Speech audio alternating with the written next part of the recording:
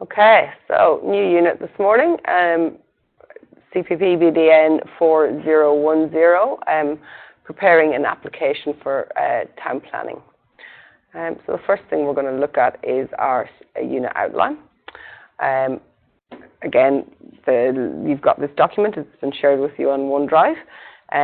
So we said this unit of competency specifies the outcomes required to prepare documentation that complies with planning approval requirements for residential, commercial and industrial buildings.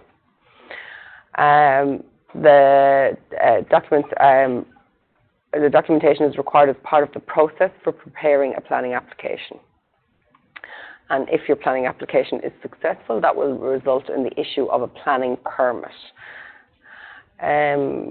The unit supports drafters who will assist and work under the supervision of architects and building designers to prepare a range of documentation as part of the planning approval process. And later this morning we'll be looking at what that range of documentation is. It extends a little bit more than when we think of range of documentation for drafting. We often think about, you know, our set of drawings, our plans, elevations, sections and so forth, our sheet set. But the documents for planning extend beyond that again and we'll be making a checklist this morning of what documents you actually need and what constitutes documents for a planning application. A little bit more than just the drawing set. So as always, we expect you to abide by the work health and safety instructions here in the studio.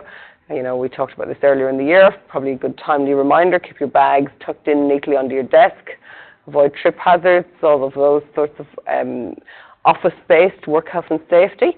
Please do, and I think we've probably become a little bit slacker in this, and we will be back to taking our breaks exactly when we're supposed to be taking them and getting up and stretching and not giving ourselves backaches and pains. Recognition of prior learning. If any of you decide that you've already done this and you already know how to do it, you can let me know and we'll look at processing an RPL application for you. I strongly suggest you just take the unit and just prepare the documents. It's much easier. Reasonable adjustment, of course, if you have a disability language barrier, any issues you're having, as always, you know, you can come and have a chat about that. And we have our academic appeals and complaints. You can go with Student Administration and Equity Services for anything you need to discuss. So the unit outcomes. On completion of this unit, you will be able to plan and produce planning application support documentation. You will also be able to prepare and submit the planning approval application, which is a process in itself. So one part is actually making up the documentation and what you need to do. Second part is the actual process and the timelines and how the process works, because you're not just dealing with yourself and your client, you're also dealing with a government entity at this point in time. You obtain feedback and amend documentation as required. So part of this unit will, once you've got a draft set of documentation together, you'll be presenting that to me and I'll be acting as a town planner and I'll be giving you feedback on the application. And then you'll be revising that documentation before you submit. And support and finalise the application through the approval process. So you'll demonstrate by showing this that you can prepare documentation to meet planning approval requirements for the 3 building that we normally know. That's for the full-time students. I don't think if I got any of my part-timers in this morning, but the part-timers will just be doing the Class 1 building, as is typical.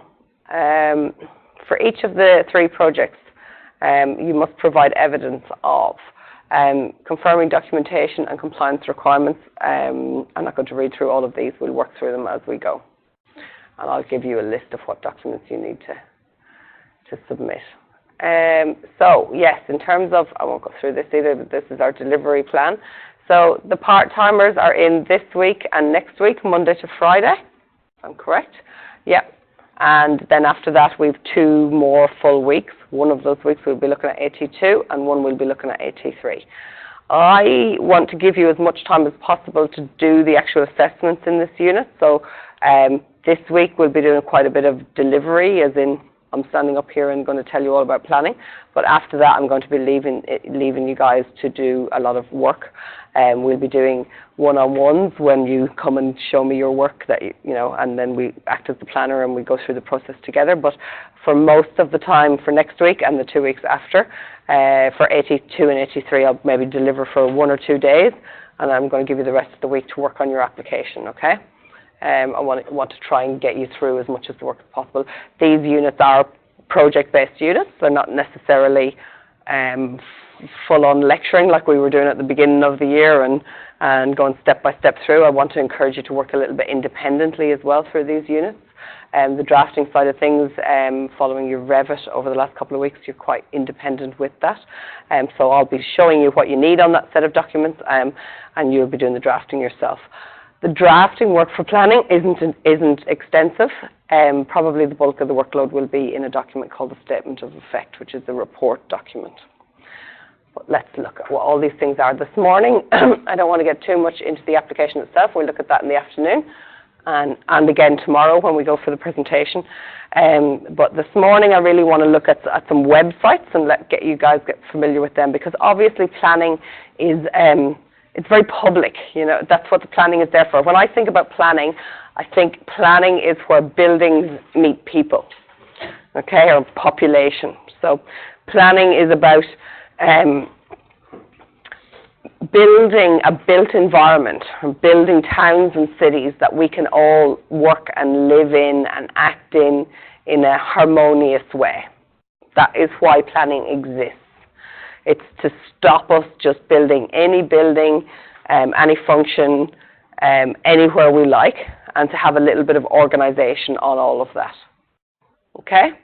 Can you imagine, for instance, that you've got your apartment block that you're renting a nice apartment in, and it's right next door to a nightclub that ends at 3 a.m. every morning, and you're having lots of noise happening at that time every night. Not a particularly pleasant place to be living if it's affecting you in that sort of way. It can work in lots of different ways. For instance, industrial areas, nobody really wants, to bring their newborn baby home from the hospital and be living right next door to somebody who's welding all day long and your baby's trying to sleep. So we try and separate out functions. Now, I'll say, when I look back in Europe, development is much more mixed. So traditionally we had shops on top of, we had shops on street level, and then we would have apartments and living areas up above them, and we got on all right. People lived and worked in very close confines. Australia is a very new country, and so it's been developed only over the last 200 years, so it doesn't have all that history to deal with. So planning in Australia is much more decisive. In fact, we've got Canberra, our capital city, is a completely planned city. They literally picked a spot out in the middle of nowhere where there was no development and said, this is where we're going to put the city, and they drew it all out before they ever built anything. That's quite rare in terms of the world, that cities usually evolve because, the older European cities were built on a river, or there was transport there, or there was a reason why people, and just normal everyday people, there was no town planners back then, just decided this is a good spot, I've got shelter. Even going back even further, people had protection. Maybe they were on top of a hill, they could see all the land around them, and so they could see if there was invaders coming towards them, and cities grew and evolved. But they grew and evolved in a very haphazard way, and certainly the European cities suffered quite a lot when, the evolution of cars. The European cities still to this day, and I think some of the Asian cities, I don't know Asia that well, so correct me if I'm wrong, they have very narrow streets, because the streets were designed for horses and carts, not for cars, and then as we evolve, as the human race evolves and technology and transport and all changes, this causes a lot of problems for those older cities, because they have to try and bend and change to suit modern way of life. But Australia is quite different to that. We have very planned cities, and if you look at a map, we just looked at the map of Darwin, they're very much on a grid. Yeah? Straight lines, right angles.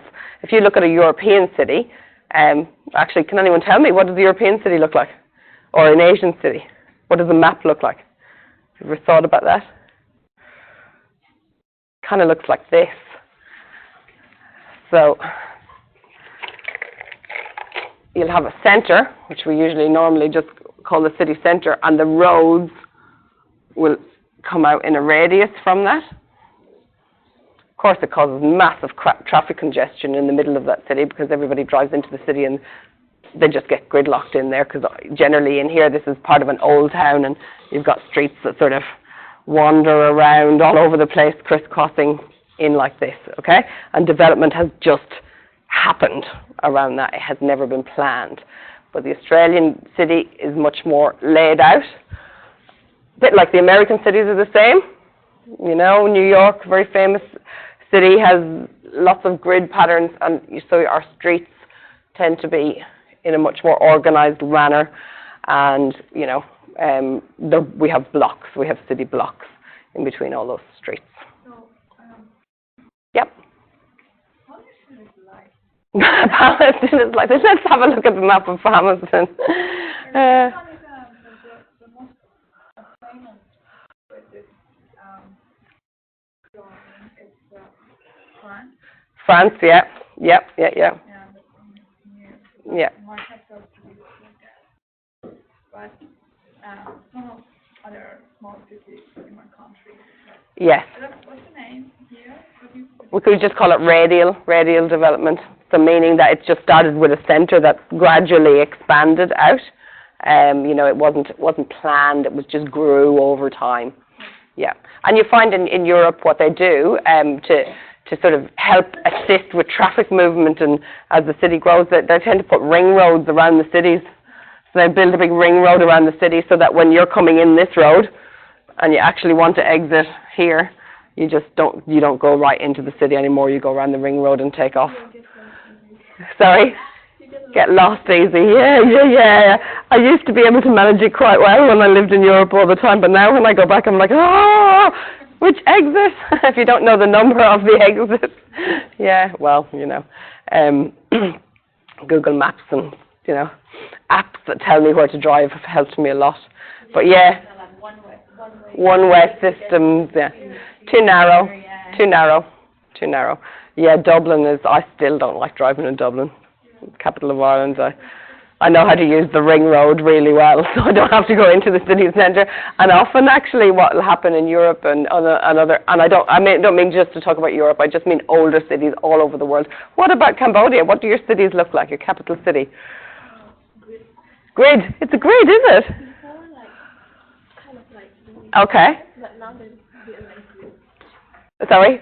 Before it was like independent, maybe like something. Yeah. Radial, yeah. Now they're building grid. Now they're building grids. Yeah. Well, you do find that now, as you know, these cities are expanding. They'll tend to have grid patterns out in these areas, but they can't help but the old trade routes of many years ago when it was horses and carts still have that radial pattern. So the main highways tend to have followed that over the years.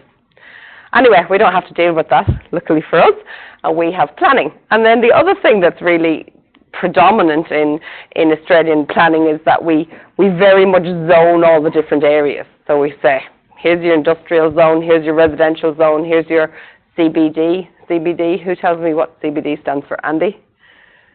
Have you heard people saying, I'll meet you for a drink on Friday night in the CBD? No? Nicole, no? I didn't know what it meant when I came to Australia either.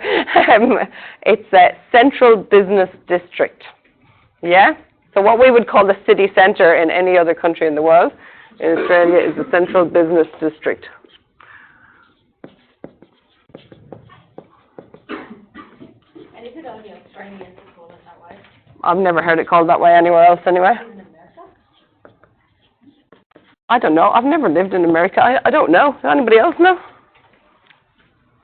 You can always Google. Google CBD. See what does it come up with. Give it a go.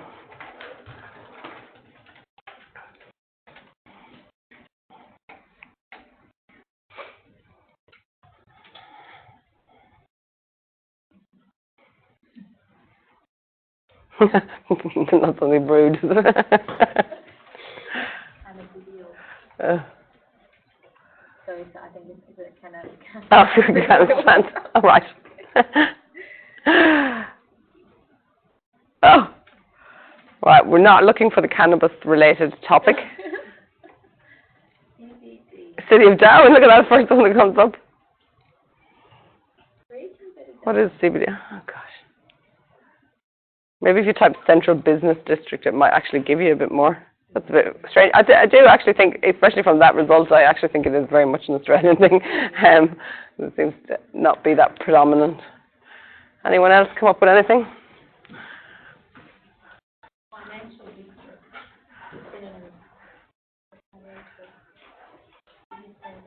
Downtown. Yeah, New York City, Lower Manhattan, Downtown Manhattan. Yeah, but they refer to CBD in New York City there, so maybe it is a term that's used in America as well. It definitely relates more to what I would call the new world than the old world. If you ask someone where the CBD was in Ireland, they'd just look at you like you'd grown horns. They would have no idea what you were talking about. I assume that's the same in Bali. If I was hanging out in Jakarta and I said to ask somebody, an Indonesian person, to show me where the CBD was, would they know what I was talking about? No? Even if I could say it in Indonesian or Cambodia, would they know? No. Okay. Well, there's a new word. It actually does kind of, I haven't finished the article, but it kind of refers that, that they use it, like Australians use it as CBD. Yeah. Over Singapore. Yes, right. Singapore as well. Okay. So, yep. At some place in Central, the whole that town is growing. Mhm.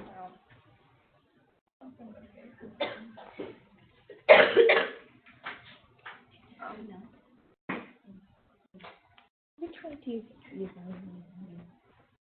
What?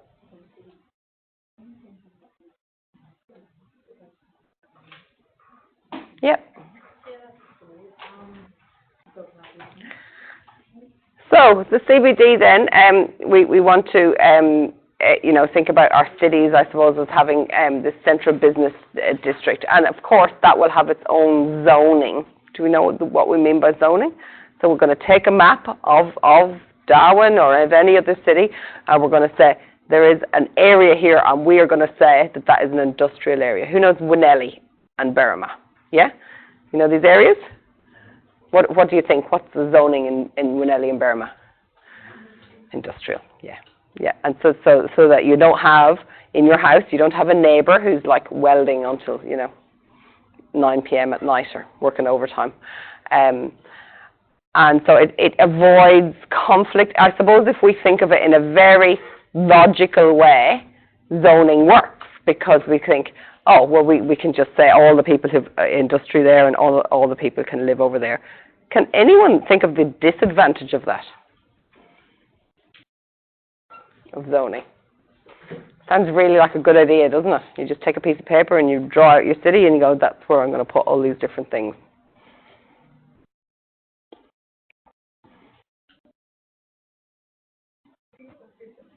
No.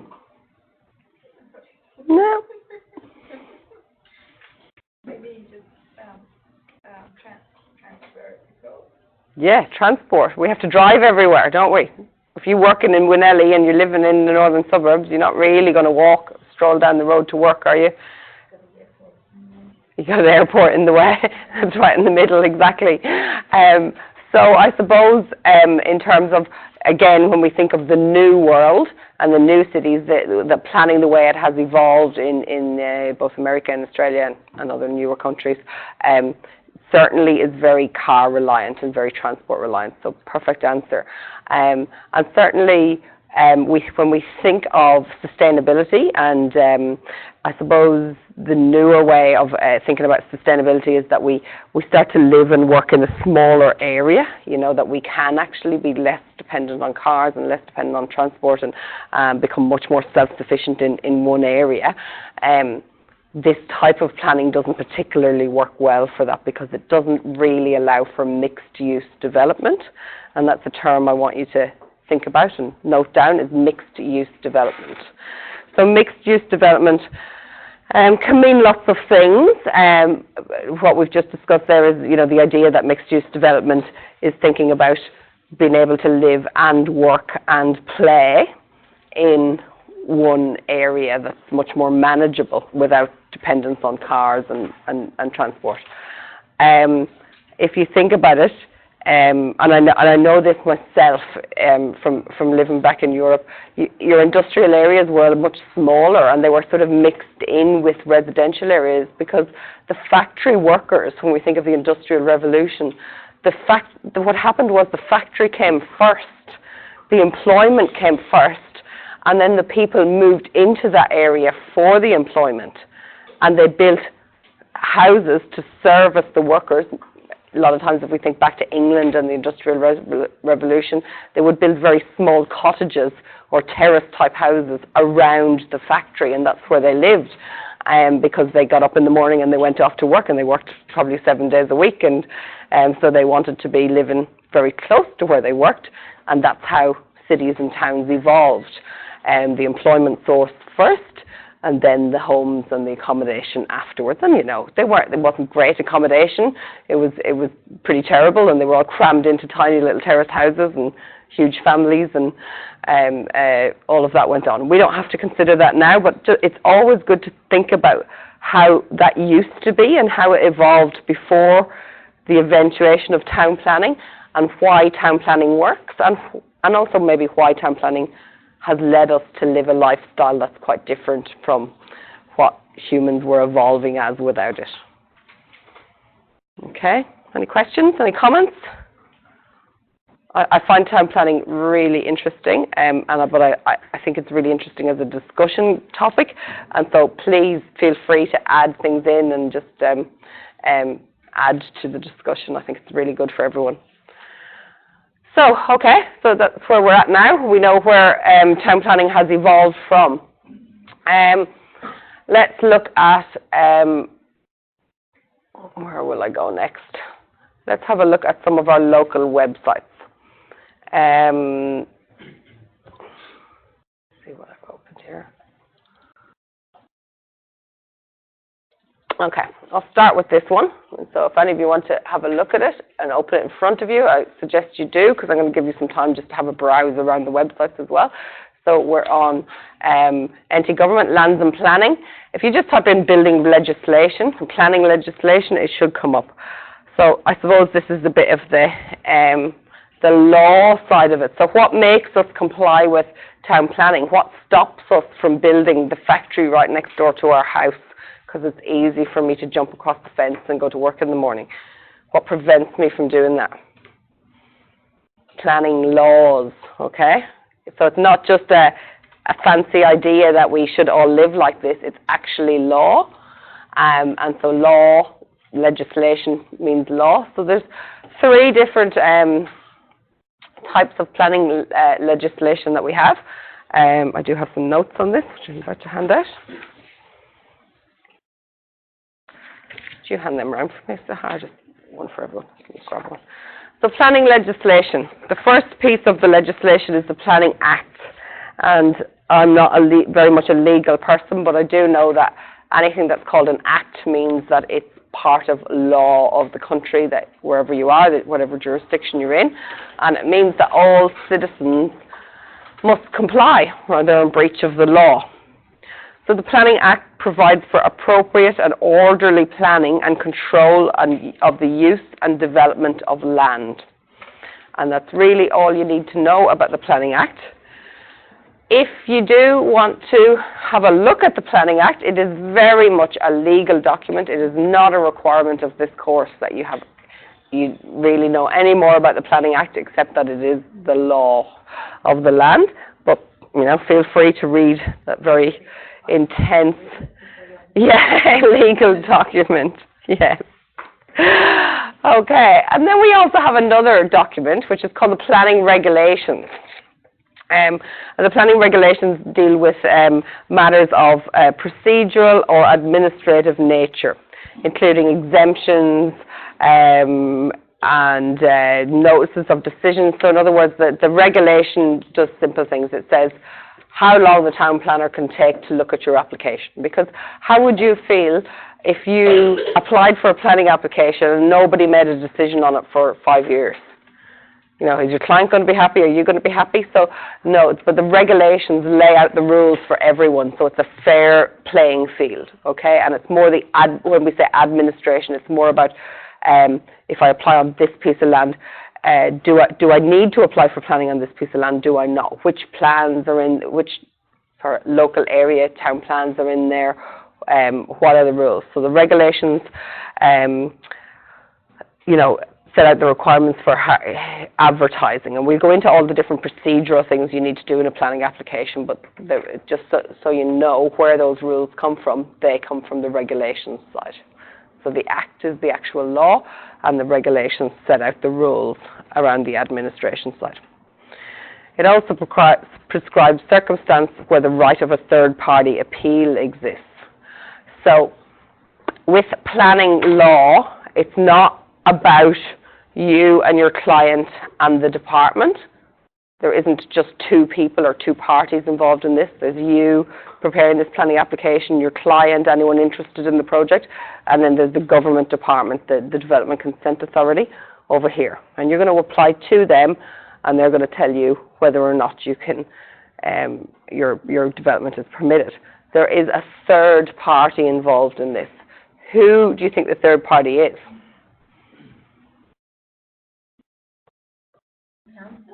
No. Council are sort of part of the government side. And there's you and there's them. Oh, people. People, the public. So this is where I said this is where buildings meet the population, because you as a citizen of Australia have a right to comment on any planning application. And you have the right to lodge, no, I won't say, you do have the right to lodge appeal against it, but before you do that, within the process itself, you have a right to have an objection to that particular planning application. Now, I have to say, if you're living in Darwin and you actually have a right to appeal or lodge an objection to, you know, a development over in Byron Bay. However, your objection is probably not going to be listened to unless you've got some sort of financial or vested interest in that part of the country, because it's really meant to be for the neighbours, the people who live around and will be affected directly by that development. And so it gives those people the right to lodge an objection against that particular development. Okay? So it's very, very important to note that there's not just you and the department, and it's very easy when you're wrapped up in it to just think, I just need to lodge the application, I just need to satisfy the town planners. Actually, you need to satisfy all the neighbours as well. And that's quite a responsibility, actually, in this whole process. And then we've got a third document, which is the NT planning scheme. Okay? And so when we look at the Act here, there are laws that control how land can be used and developed in the Northern Territory. We've got the Planning Act, and then if you click that link there, has everybody got this page open in front of them? Yep. If you click the link, you can have a look at the Planning Act. What does the Act do? The Act establishes the NT planning scheme, okay? Now, I want you to take really big note of the NT planning scheme, because this is the actual document that you will do most of your work with, okay? So the NT planning scheme comes underneath the Act. It's part of the Act. And provides for a development approval process. So the scheme is all about the development approval process. The Act also provides for interim development control, which we'll have a look at a little bit later on, what that is, and provides for appeals regime and enforcement, and establishes the Development Consent Authority. So another phrase that I really need you to look at, the Development Consent Authority. The Development Consent Authority are the people we're going to go see tomorrow, commonly known as the DCA. So please write that down in your notes. DCA, Development Consent Authority. It's really important that you remember that. So I'm just going to recap a couple of things there. You need to know what the Planning Act is. Just a phrase. You don't need to know the whole Act. You just need to know what it is. You need to know what the planning regulations do. It's all on this webpage. And then you need to know the NT planning scheme. and you need to know about the authority called the Development Consent Authority. So the Development Consent Authority is like, in other jurisdictions, it might just be called the Department of Planning, yeah? But in Australian terms, the Development Consent Authority is the official name of the people who you make the application to. The Development Consent Authority don't actually decide the outcome of the application. That's done by a committee, but they certainly do the technical side of the application. So they're the people going to say, if you lodge an application without a site plan, the Development Consent Authority are going to send it back to you and say, it's not a full application, you don't have a site plan included. Okay? They are the people who you will deal with. They're the town planners that you go and meet with, and they can give you very technical and professional advice on the town plan. The people who actually make the decisions on town planning are a committee, and they will determine the outcome of the application because they get to vote on the application, and that's who you present your application to. They are a mix of community. They're not professional planners. Two of them are from Darwin City Council. There'll be people with a history maybe in the industry but are now retired out of it because it can't be a conflict of interest. And we will be going to one of the Development Consent Authority, it's not the development, the committee meetings, and we'll hear how that procedure goes as well. That's right. So, Development Consent Authority.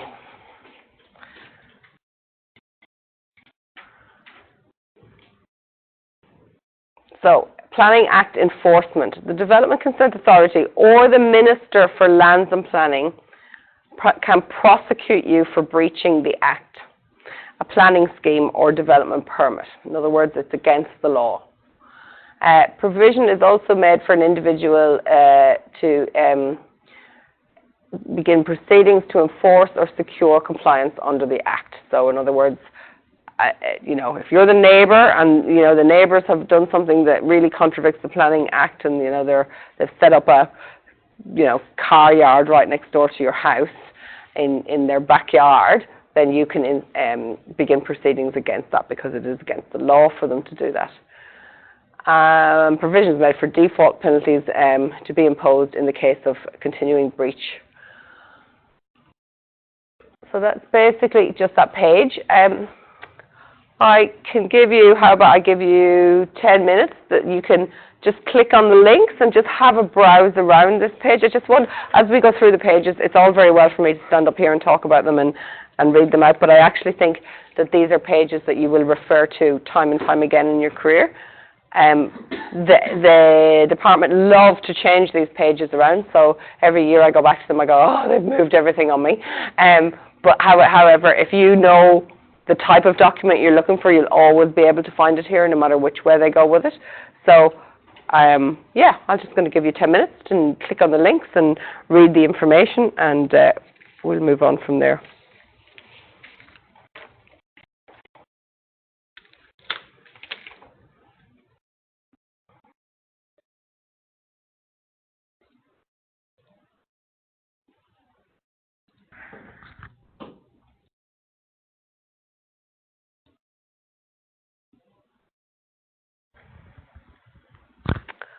So, the next page we're going to have a look at is, why won't that pop up for me? That one. And it's under building development. Now this one is under the NT government again, but it's under housing, property and land. And there's lots of different, and they've really changed this website on me, so I'm going to have a look through. But there's a couple of links in here that I want to have a look at. The ones on the bottom really, so about zoning land, submitting a development application and the NT planning scheme itself, how to subdivide your land comes under planning. And these are, of course, these are very general advice to the general public on how to do all these processes. So we're going to have a look. Can everyone open this web page and we'll have a look through it together? So this again is a web page that you will work with throughout your drafting careers. They have mixed it up a bit. I suppose it's just for the general public, so they've kind of mixed in advice about building certification and planning. So I preferred the old way they used to do it, when they kept planning all together and they kept certification all together, but it looks like they've changed that. So once you're on this web page, the first one that we're going to look at is, let's look at the NT planning scheme.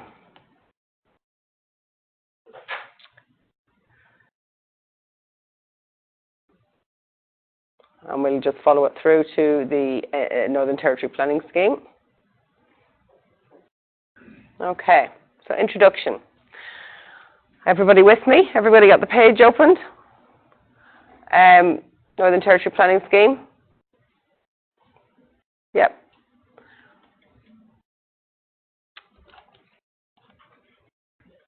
This section has information about the NT planning scheme, proposed changes to the scheme, and how to comment on those proposals. So, of course, any changes to the Northern Territory planning scheme must be open to public consultation as well. So what the scheme covers, the NT planning scheme applies to the whole Northern Territory, apart from those areas covered in the Jabiru Town Plan.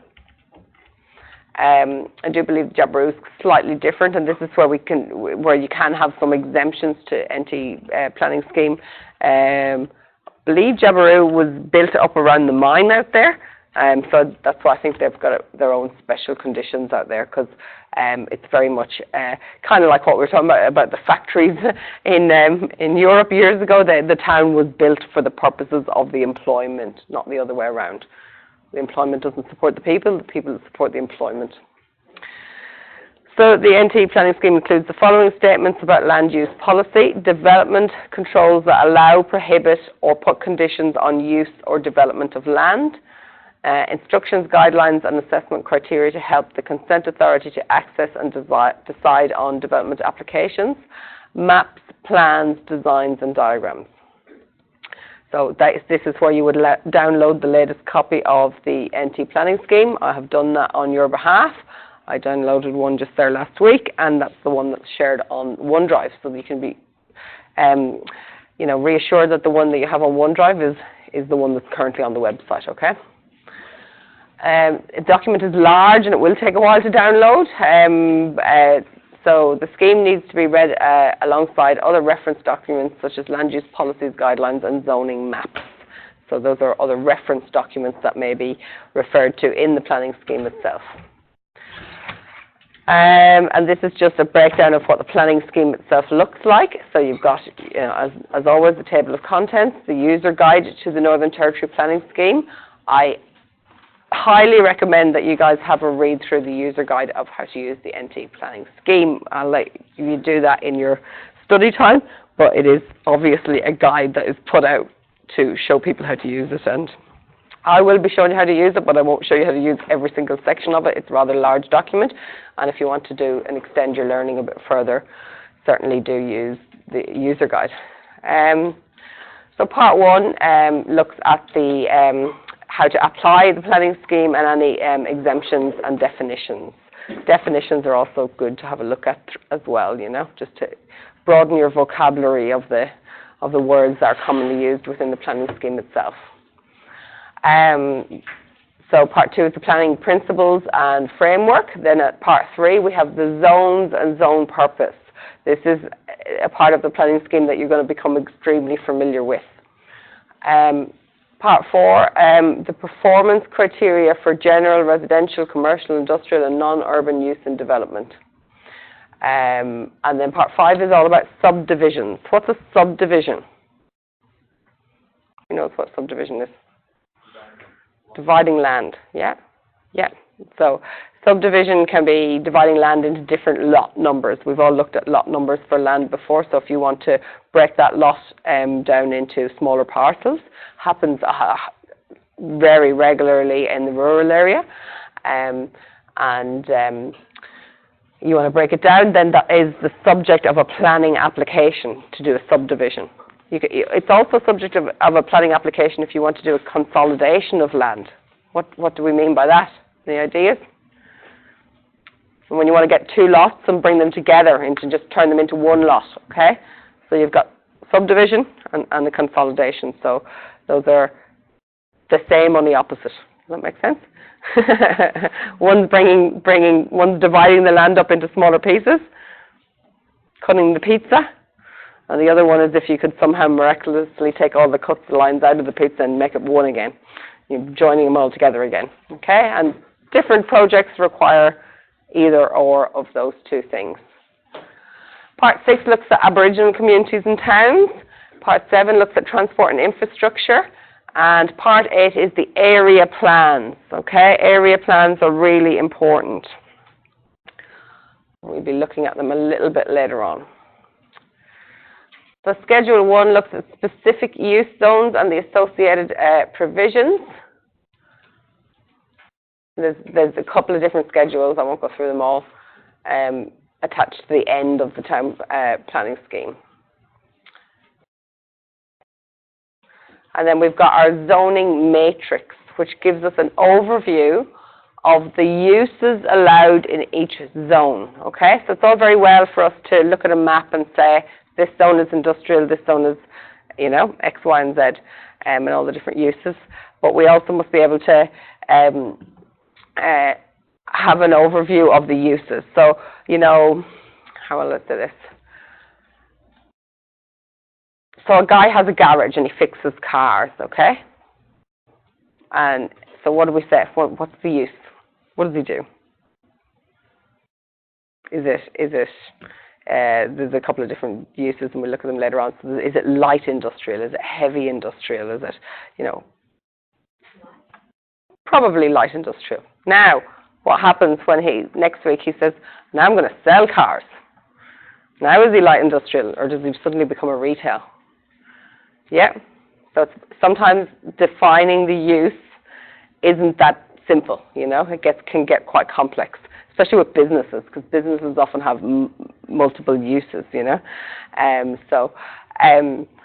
The zoning matrix gives us an overview of the uses allowed in each zone. So he might be in an industrial zone and he might be allowed to be light industrial, but he might not be allowed to be retail. Yeah? What is light industry? Light industry, there's actually a definition of it in the planning scheme. We'll look at the definitions later on, but there is an actual definition for what light industry and heavy industry actually mean. There are two different uses. But yeah, no, we really do need to think about, and this is where we come into play, because we're often the people who are speaking with the client, and sometimes the client doesn't give you the full story, you know. He might say, I'm just going to fix up some old cars, but he doesn't tell you that he's going to have, you know, when they're all polished and shiny and new, he's going to have them out on the forecourt and he's going to sell them to the public. So you need to extract that information from your clients before you make an application, because you don't want to underestimate the extent of the application. Okay, we'll come to that a little bit more later. So if you've got a retail, if this guy starts to sell cars and he's got them all out on the forecourt, what do you think are the different considerations there? What happens when the public starts coming onto your property, coming onto that lot? Sorry? Yep. And car parking. So if you've got people coming to you to do their business, you need to facilitate some car parking. Whereas if it's just someone who's bringing their car in to get serviced, chances are they don't need any car parking. You're just going to drop the car off. It's going to be in the garage all day, and they might need some areas to store cars when they're waiting for owners to pick them up or something. But it's a different kettle of fish than the people who want, you know, to come. Everybody arrives on Saturday morning, they all want to look around the car yard and buy a car. It's different requirements for parking, different requirements for how people are going to use the land. So that is the link to the planning scheme itself. So I won't go into all of these. Again, I'm going to let you have a read through these yourself, but proposed changes to this planning scheme. It's not really covered in this unit, but it's kind of knowledge if you want to browse the website yourself. What happens when there's a proposed change to the planning scheme? A couple of years ago, there was a proposal in the city suburbs to be able to subdivide lots that were above 800 square metres. It was a proposed amendment to the planning scheme. It went out for public consultation. It was Planning is big news. It hits the media all the time. There was lots and lots of comment on that in the media, and it looked like they were going to adopt that change, and then they didn't. I'm not really sure what happened in the meantime. I think the slowdown in the economy was on the horizon, and they decided not to go ahead with that. But that was sometimes proposed. There's changes that are proposed, and then there's a difference between those changes that are proposed and what's adopted. Definitely adopted. Amendments to the planning scheme. That's a good link when you're actually working in industry. 5 years from now, you'll be quite familiar with the planning scheme that you study now, but you probably won't be as familiar in 5 years' time, because you'll still be working on the one you are now. And then if you really quickly want to look up amendments that have just recently happened, you can follow this link. It's really handy.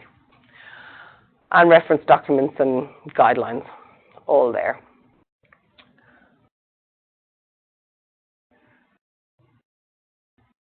Amendments may be any of the following: change to diagrams, text or policies, a rezoning submitted as an amendment application by a person or by the minister.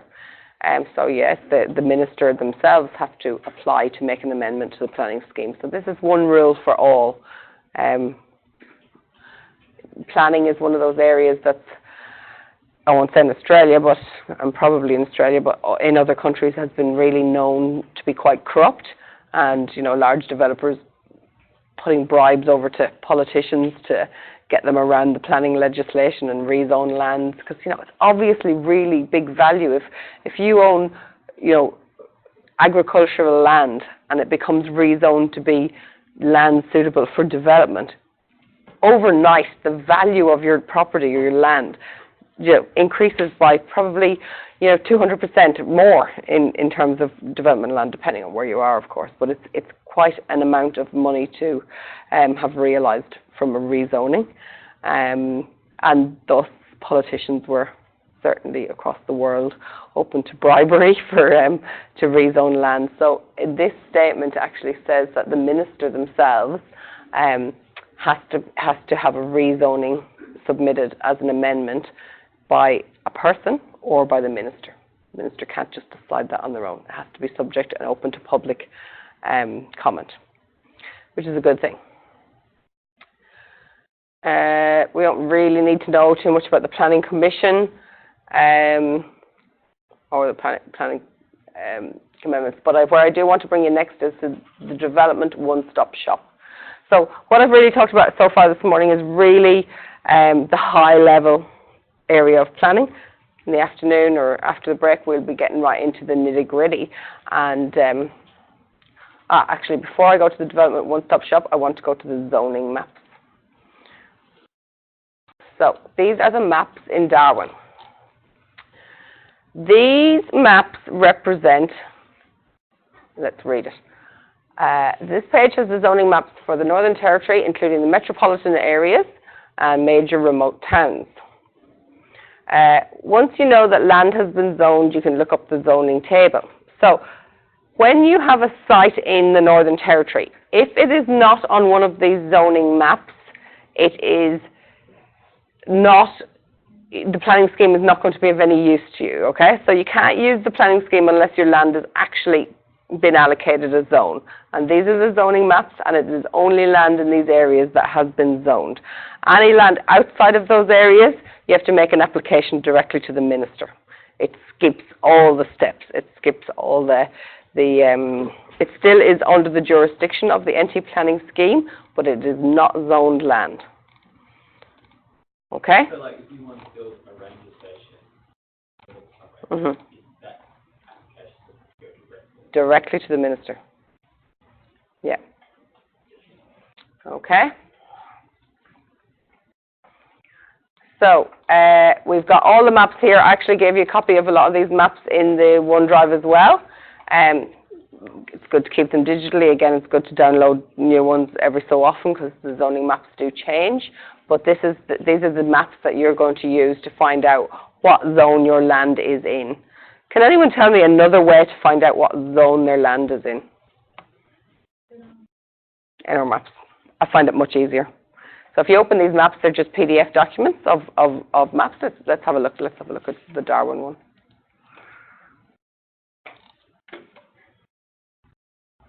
a minute to download. So it's a big map. You probably all, if you want to zoom in there, this is CDU is all CP, community purposes. All those little lines there. I can get further in. Oh no. How do I pan on this? Not easily.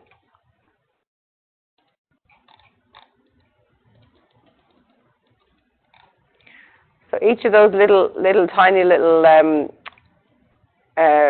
shapes, rectangles, represents a lot, a residential lot in Darwin in the northern suburbs.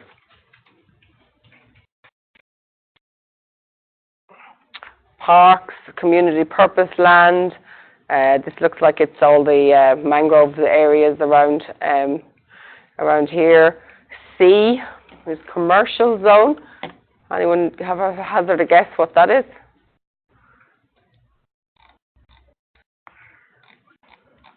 This is CDU.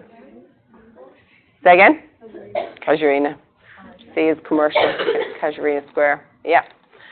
So that's a little bit of zoning. So the zoning maps will show you that, but I actually believe that the much easier way when I have a new lot, because I look up NR maps at the beginning of every project for all my information, because it's going to give me the title, it's going to give me the actual size of my site and my boundary details.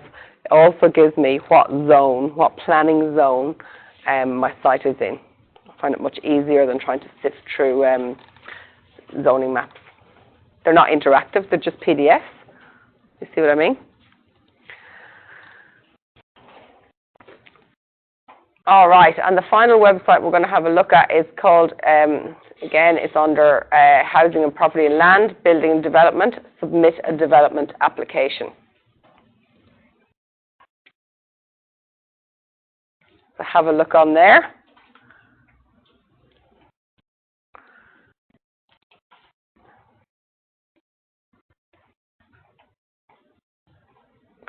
So the Development One-Stop Shop has information for developers and the general public about the development application process. So now we're getting down to the nitty-gritty. What do we actually need to do a development application? And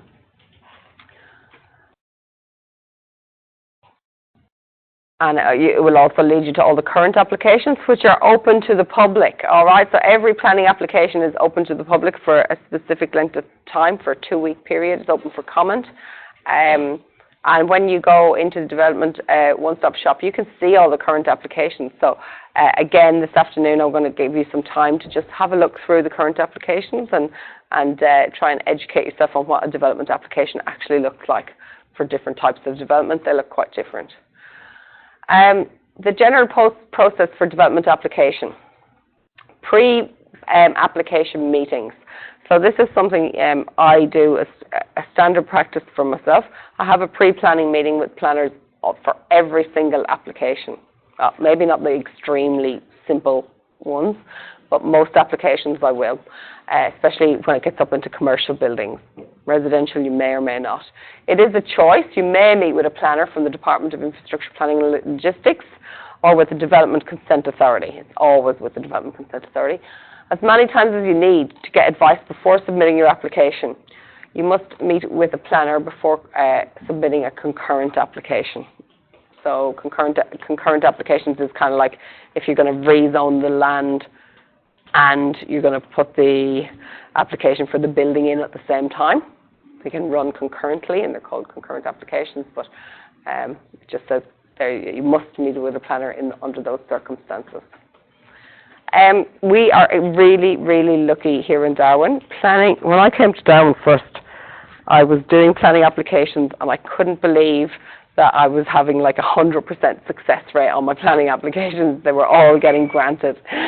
And I suppose that is because the planning scheme is so well developed in Australia. It goes back to what I was saying earlier. All the land is zoned. It's given over for a specific purpose.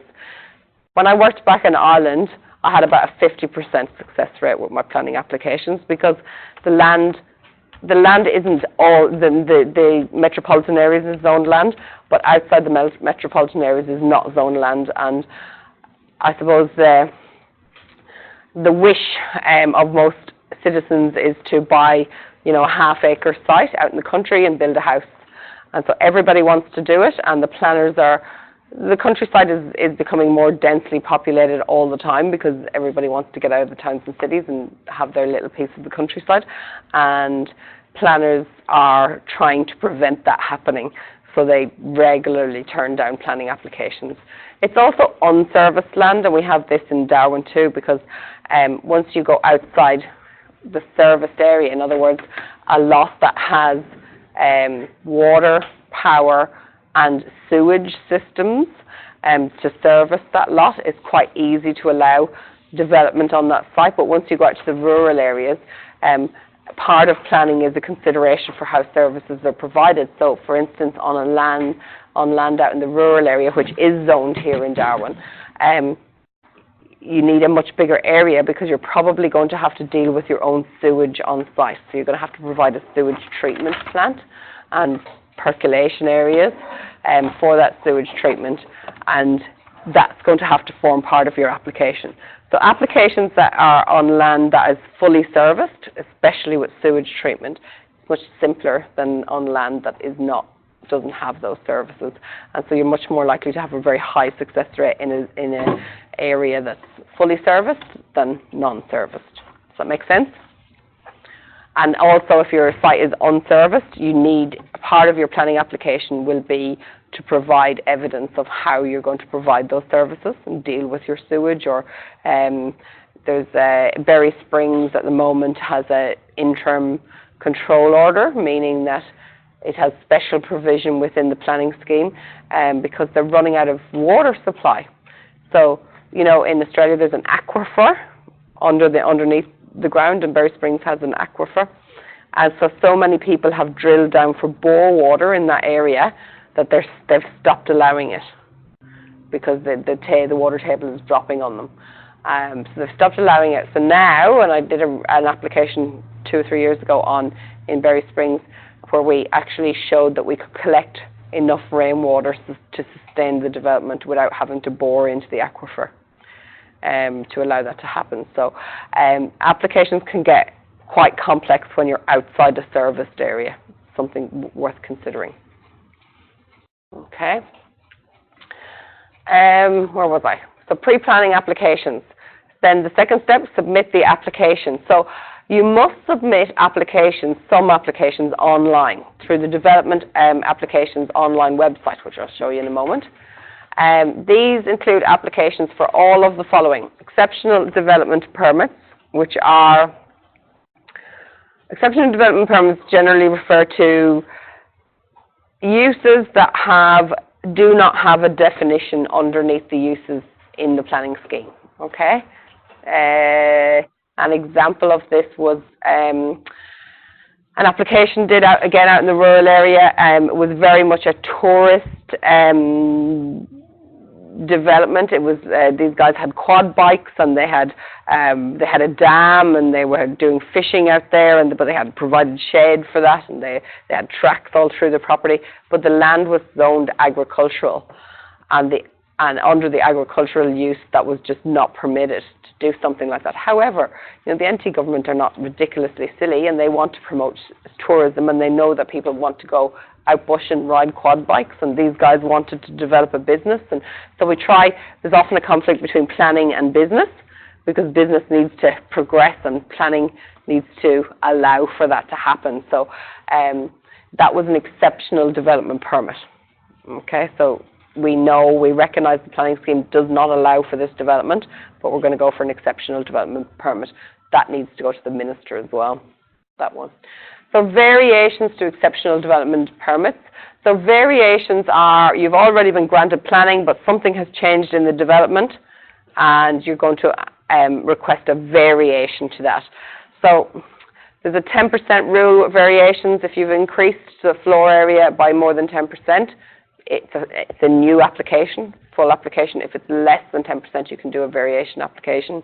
I think it goes on 10% of the cost as well, so the development has become, so it's to prevent people from applying for a very small house on the site and getting their development permit, and then deciding that this house has just grown 3 times in size and just saying, oh, I'm just going to apply for a variation to the permit. You can't do that. There's a 10% rule there. Okay?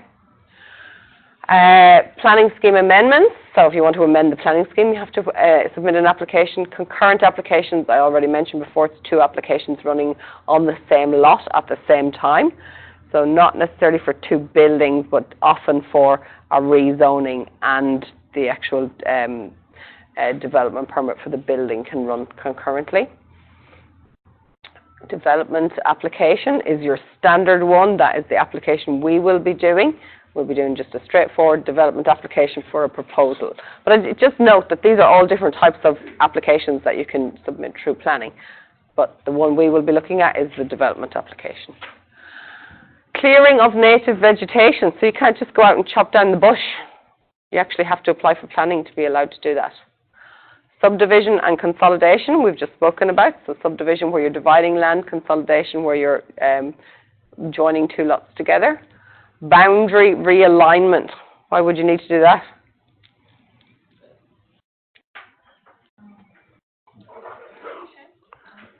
Correction to the boundary, yeah. Generally because somebody has built a building that's not on the boundary, and they've built something that's in their neighbour's lot, and instead of moving a building, which is impossible to do, they'll realign the boundary. And so you do need to have a whole development application for that, which may or may not be accepted. Not necessarily a given that you're going to get that happening, because if you've built across the boundary, and that could lead to all sorts of issues for the neighbour. Maybe they don't comply with setback distances anymore then if the boundary is moved, or maybe they don't comply with fire regulations because the boundary has moved. So it's a very complex application actually. But yes, that's what we mean by boundary realignment. Variation of development permit conditions. Permit conditions. So when you get granted your development permit, it often, I've never seen one that hasn't come with conditions. There is always a list of conditions on your development permit, and they may say simple things like your crossover must be in compliance with City of Darwin requirements. Or they could say something like this development permit has been granted pending the submission of a stormwater plan for the area, or pending submission of a landscaping design. Yeah, so they can put all sorts of conditions onto your development permit. I try and avoid specific conditions on my applications. I really try and give the planner as much information as possible with the application, because that means you get less conditions on the application. Really, it's irrelevant whether the work, like a landscaping plan, whether it's done before the application or after the application. One way or another, you're going to have to do it, so you might as well just do it before and not have it as a condition on your application. Clearance of development permits, certificate of compliance. Oh yes, I have to talk about this. So certificate of compliance is, it's actually relatively new. It came in maybe 7 or 8 years ago. So this is when your building is absolutely complete and all the development has been done, to follow up and ensure that you've complied with all the maybe conditions on your permit, or that you've built the building in accordance with the documentation. So remember, when your development permit is given, that set of documents, that set of drawings is stamped, and you must build that building. If you decide, so we all know that when we get to building certification, the certifier might want to make changes when we get on site.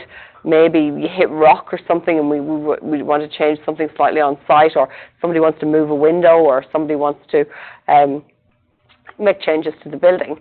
If you do that, then either you're going to have to vary the original development application, or you're going to have if it's more than 10%, if the 10% rule is applied, you're going to have a whole new development permit application for that building, because you made changes while it was being built. The reason how that's enforced is that when the building is built, before you can get your occupancy permit for certification, you must provide a certificate of compliance from the planners, from the Development Consent Authority. This means that they will come out to site at the end of building the building, and they will take the set of drawings that was applied for at planning application stage, and they will compare what's actually built on site to those documents. If it's compliant, you are issued with a certificate of compliance with planning regulations, not for building certification. This is all about planning. So compliance with planning regulations, and then you go forward with that document to get your occupancy permit. You can't occupy the building without that certificate of compliance. So that is how they enforce the law, so to speak, okay?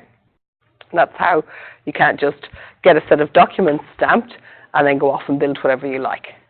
You must build in accordance with that stamped set of documents and adhere to setbacks. And they will go out with their measuring tape and they will measure. If you said your building is going to be 3 meters off the boundary and it's not, well then you're in trouble. Yeah. They'll make you do another application. Yeah. And if they made you do another application, for instance, if you built your house, you said it was a 3 meter boundary. It's not regular for housing, but maybe a 1.5 meter boundary, and you built it 1 meter from the boundary, and you make a new application, well, the planners themselves can have a big issue with it, and they have the right to make you take the building down. Absolutely, it's law. This is enforcing the law. Or if the neighbours decided at that point to make objections to what you've done, then certainly again you could be made to take the building down because the neighbours didn't like it. Sorry? Take a building down. Yep, knock it down. You built it in the wrong place. It happens very rarely, but it can be also maybe, compensation comes into it, and realignment of boundaries can come into it. The neighbour can say, I want the boundary realigned so that, you have the space on your side or my side, as the case may be. It just goes on case-by-case basis. But they used to do this. They used to just give you the stamped set of drawings and hope that everyone complied, but this certificate of compliance means the planners actually go out and check now. They used to always go out and check for commercial buildings, but not so much for residential. So the other applications that can be submitted in person or by post, so remembering that list was submitting an application online. So when I first came to Darwin, nearly all the applications were paper-based, but they developed this really quite good website that we'll look at now after morning tea, and I find it really convenient. I actually hate if I have to do something paper-based these days. It's much easier to do it online. So, so these other applications can only be submitted in person by post, fax or email. Alteration permits. Never had to do an alteration permit. I'm not really sure where that comes, why that's different from a variation permit. I think it might be that the alteration permit is in between the stamped set of drawings and something that's built. I think that's actually known as an alteration permit. Compliance checks. Okay, so compliance checks. If in the Northern Territory you are building a dwelling house, this only applies to dwelling houses, no other building type. If you're building a dwelling house and you are fully compliant with the planning scheme, so the planning scheme lays out rules, so it says how wide your setbacks might be, the maximum height of the building, amount of car parks you need to provide, lots of different rules. If you're fully compliant with all of those rules, you do not need to apply for a development application. It is only for residential and only for single dwellings, residential. But in that case, you would have a compliance check done. Okay, so you would submit, not a full application, you would just go in with the drawings, and a planner will look at them and go, you're fully compliant, and they just give you a compliance check certificate to say you can go ahead. Planning certificates, I think that's just if you're applying to get an old planning certificate that was on a building, extensions of time, abandonment of use, for buildings that are derelict and old, not so much used in the Northern Territory, and planning appeals. So all of those things can't be done online, that's all it's saying. And they're not really application processes. Find out the fee for your application. So obviously this doesn't come for free. Every single application attracts a fee, and there's a whole scale of fees I think we'll take a break and we'll come back and look at fees and forms after the break, and we'll also look at the Development One Stop Shop online website.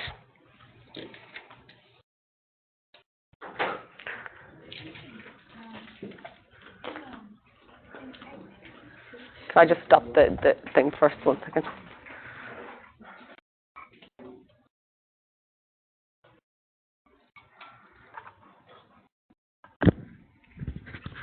All right, so we'll have a look at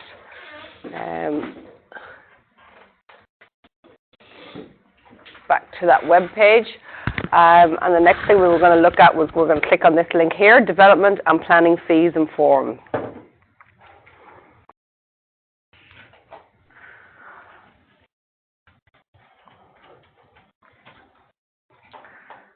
So, here's the application fees, online services and fees. So, development application fees. So, a change of use is a type of application you can do, and the application for a change of use. So, I've done a lot of change of use applications where, say for instance, something like we were talking about there on the break, where you have a small suburb and you've got a little shop in there and it, you know, sells clothes, let's say, and then the lease breaks and those people move out, and the next people who want to go in there is going to be the doctor's surgery.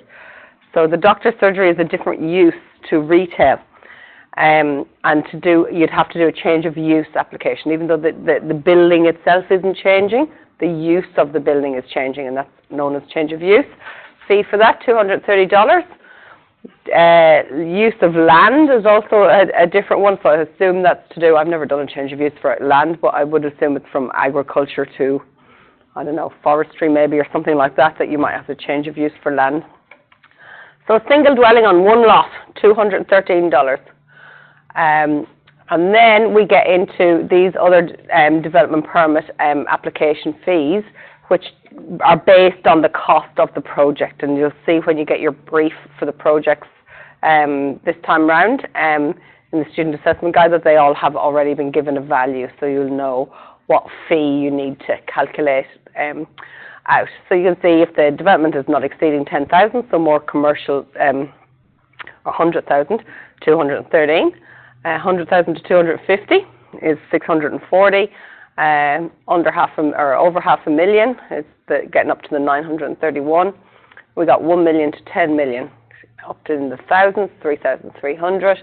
And then if you've got a development of 10 million, but not exceeding 25 million, I hope that you'll hire a private planner to do all that work for you, and then you'll pay the fee of 8,553. Also goes up to 50 million. So these are big, big projects. But of course, the planning scheme has to allow for development of all sizes. Clearing of native vegetation, the subdivision. So you've got subdivision is a basic fee plus $44 per lot. So, you know, if you're subdividing somewhere like North Crest, you pay the first flat fee of $920 and then $44 per lot. How many lots are you putting on that subdivision? And consolidation is calculated very similarly. The boundary realignment. Variation of conditions of a development permit. If you ever have to do a variation, again, the 10% rule seems to apply to the fees as well. So you have 10% of the application fee or 177, whichever is greater. So if your application fee for the original development was $3,304 and you wanted to vary that application, then of course, you know, it'll take a decimal point away. So, you know, 330 will be your application fee. The 330 approximately is greater than the 170, and that's the fee that will apply. So your application for your certificate of compliance, post or after construction, is going to be another $200. If you want to amend the planning scheme, so you've got your quite a large fee there to pay to amend the planning scheme. Exceptional development permits also attract quite a high fee because they go to the minister. It's a different process. And then we've got some concurrent application fees. We don't really need to think about most of them. Most of ours will absolutely be on a development application. So one of these ones in the first instance here we'll be looking at. So you'll see here that it says plus advertising costs, and you always pay the advertising costs separately. For development applications, your application may not need to be advertised. Check with the development assessment services about your application and fees.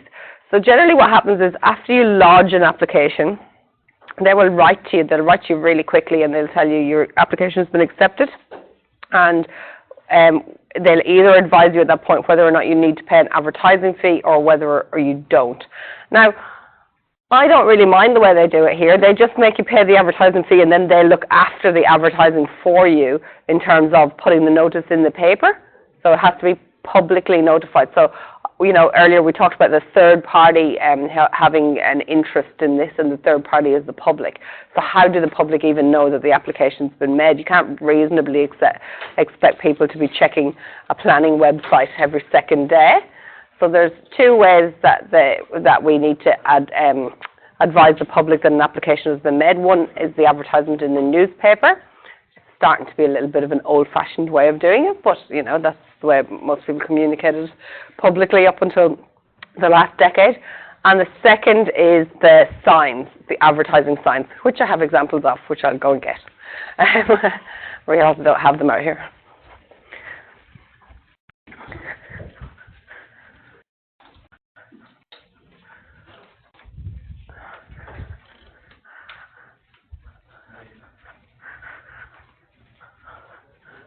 So, advertising signage. How many of you have seen big pink signs up around Darwin?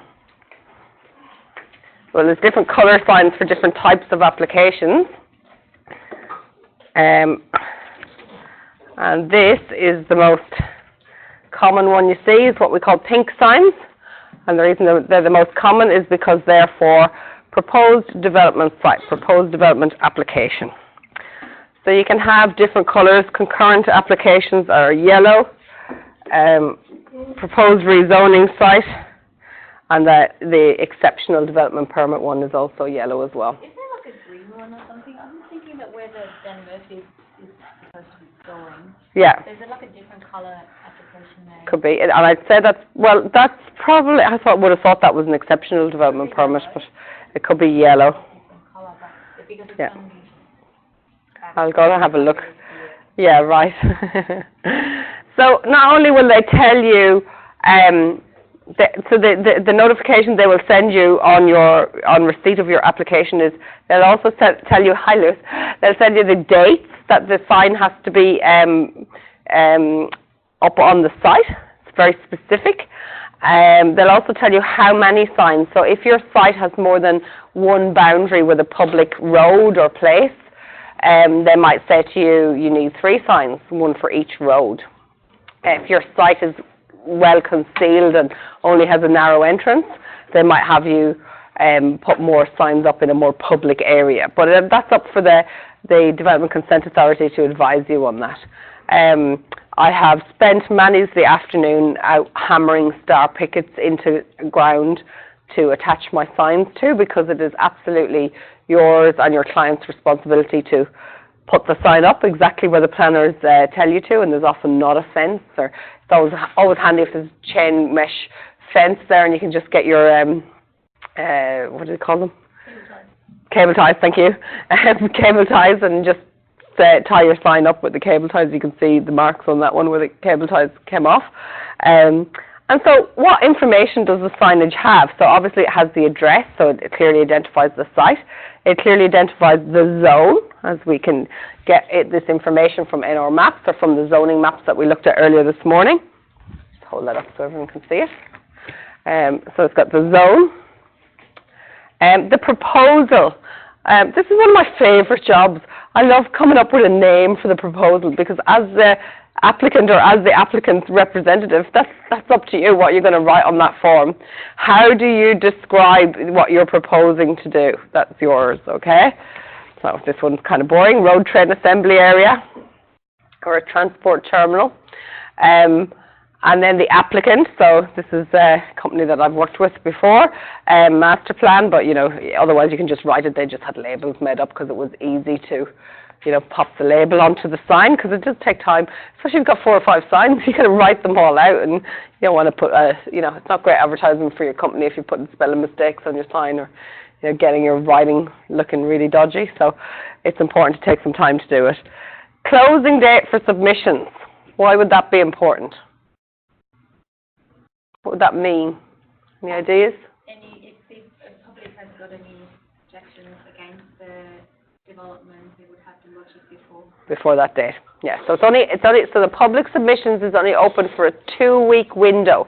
So the sign needs to be up for that 2 weeks. It needs to be informing the public that their opinion is valid, and if they have an objection, or sometimes the public will actually support an application.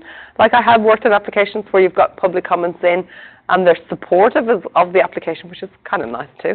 Then for details, phone, and that's the phone number of, it's not the phone number of you. You do not want the public ringing you. It's the phone number for the Development Consent Authority, okay? And lodge submissions at Darwin. Of course, we've got a couple of jurisdictions. We've got Darwin, Alice Springs, and Catherine, you know, depending on where you are working as well. Okay, and so the other signs are very similar in their content, but they're, of course, it's just different colouring on the signage. Now, you pick up the signage, so you know, you get this letter back saying whether you need the signage or whether you don't. And if you do need the signage, then you need to go in and pick up your signage from the Development Consent Authority, from Energy House, where we're going tomorrow morning. So, yes, so the Development Assessment Services. So they actually send you a letter, and they actually, on that letter, it has the wording that needs to go on the sign. Okay? Now, where they get the wording from, the proposal, is what you've written on the application form. Okay?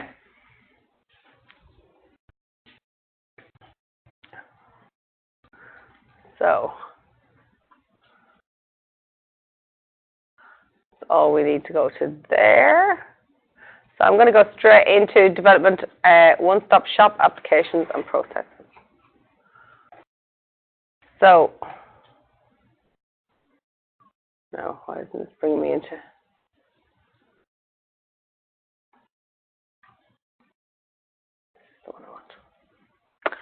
So this is development applications online, and there is a login over here, and so you have to create an account.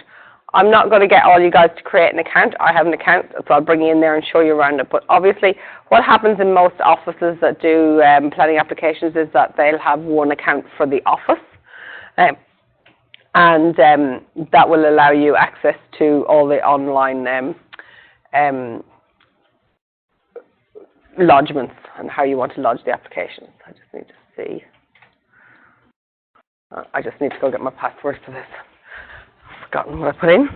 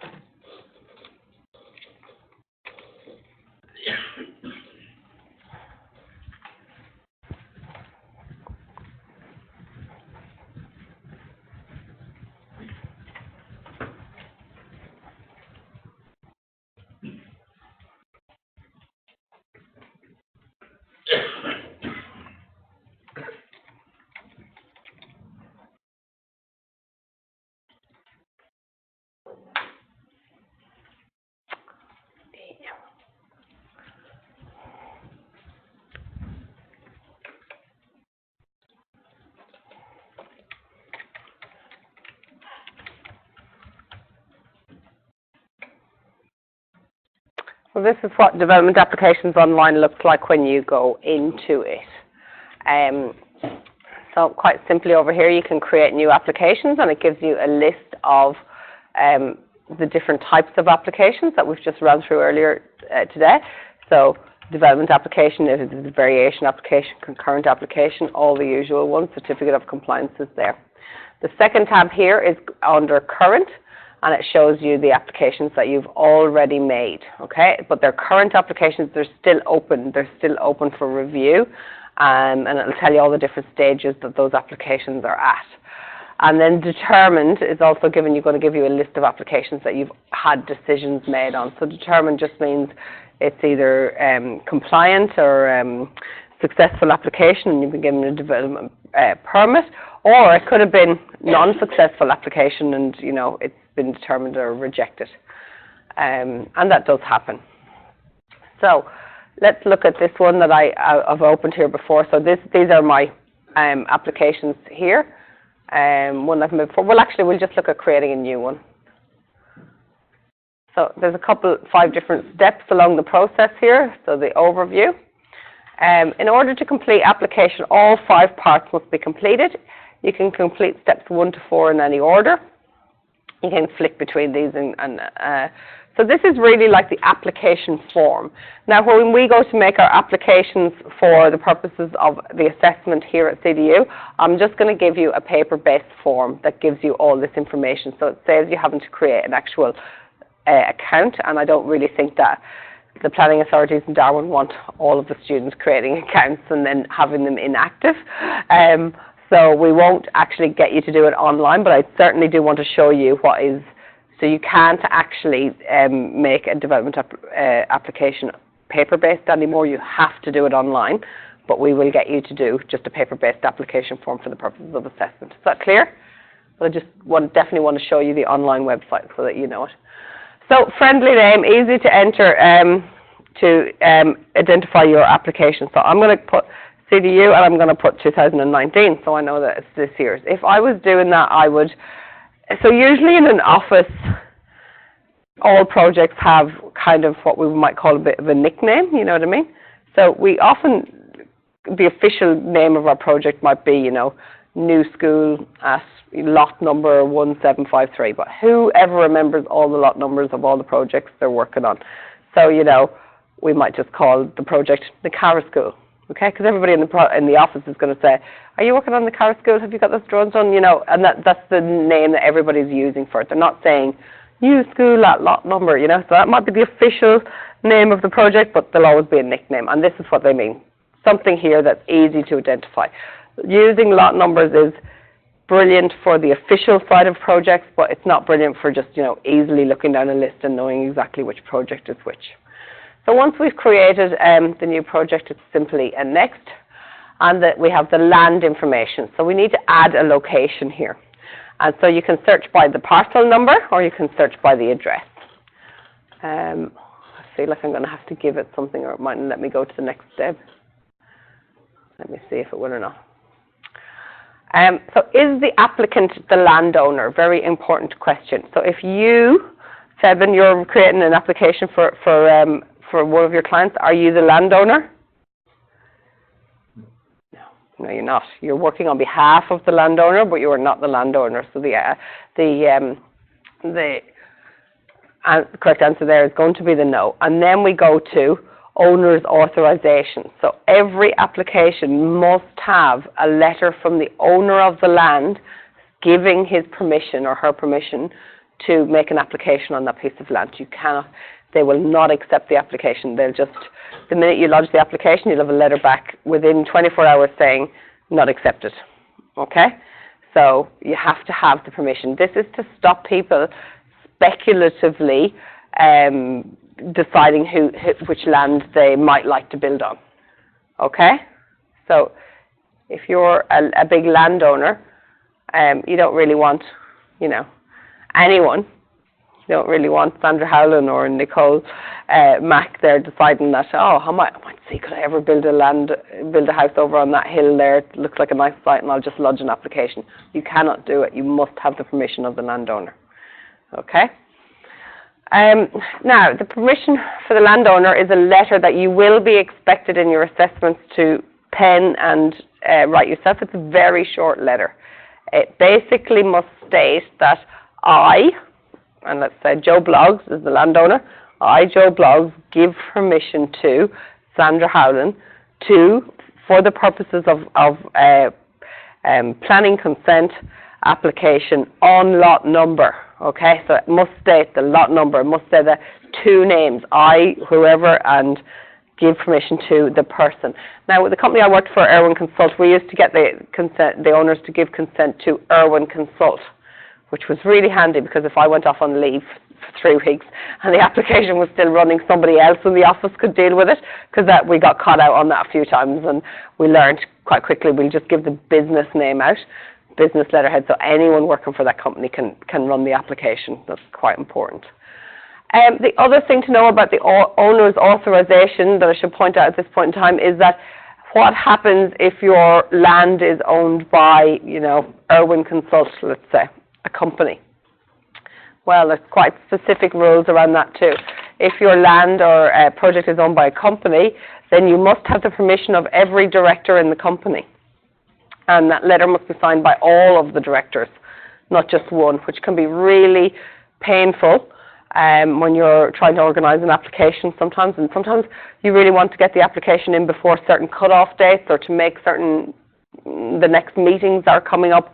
And you can't, because you can't get all the directors in one place, or they're not all in Darwin, which is really, really common, to sign the letter. Now, you can these days do it electronically, and they seem to still accept it because you end up uploading the document anyway.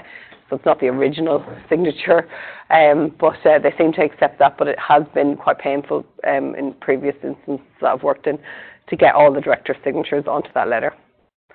And they, so when the application goes in, the person assessing the application will immediately do a search on. So it's not. We can do the free search on the NTI list or the NR maps. They can do a much more detailed search, and we can too, but we'd have to pay $30-something for each of these. And so the information that $35 search gives you, it lists all the landowners. And so obviously the department have access immediately to all that information, so they can see every single name. And so on a piece of land that's owned by a company, it will have the names of all the directors. And I think that this rule came into place because maybe there was applications where one director was trying to get one over on the other directors and maybe apply for planning for different developments and businesses without informing the own landowners. Or it can happen with husband and wives, with divorces and all that sort of thing, where one tries to do a dodgy on the other. So to cut all of that out, everybody who's ever named, if it's a husband and wife and they're both on the title of the land, they both must sign this letter giving you authorization to work on their behalf. Okay? So you just attach the file, you upload the letter. If it's a company, you try and get that letter on company letterhead. So that's the land information. The next section is going to be the applicant information. So the applicant information then at this point in time is you. You now become the applicant because the owner gave you permission to act on their behalf, okay? It's much better if you put your name on this because the correspondence and the queries and everything comes to you.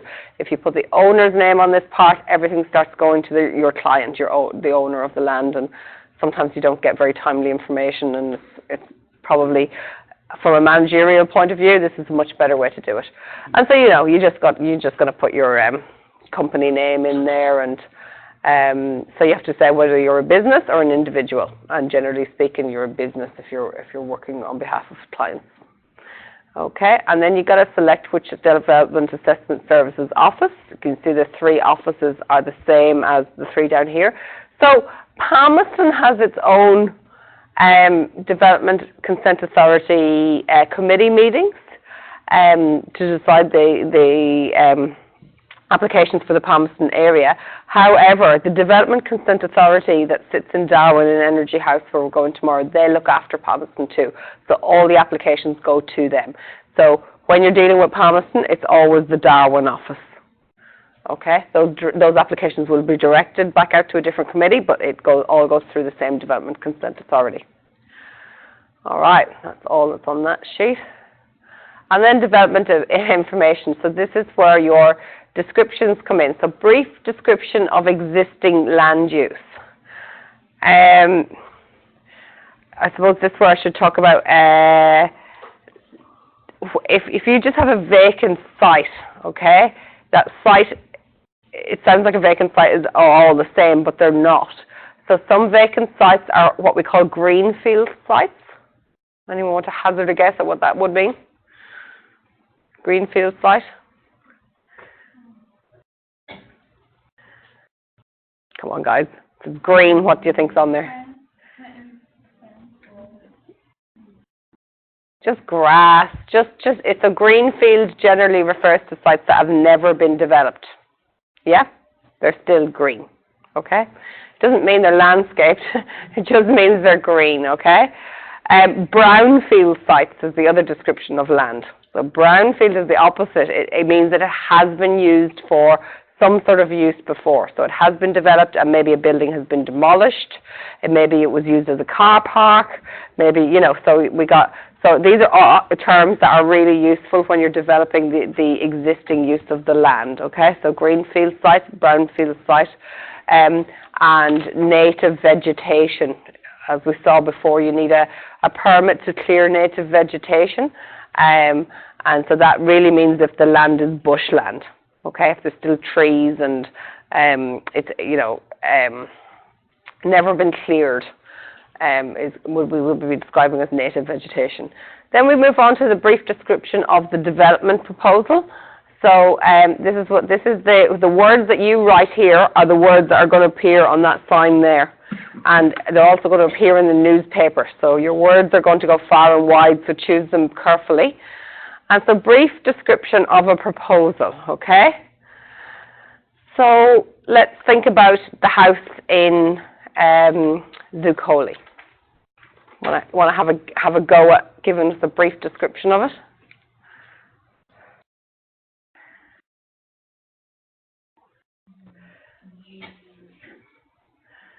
I don't know if you want to put new. Proposed is a better word than new.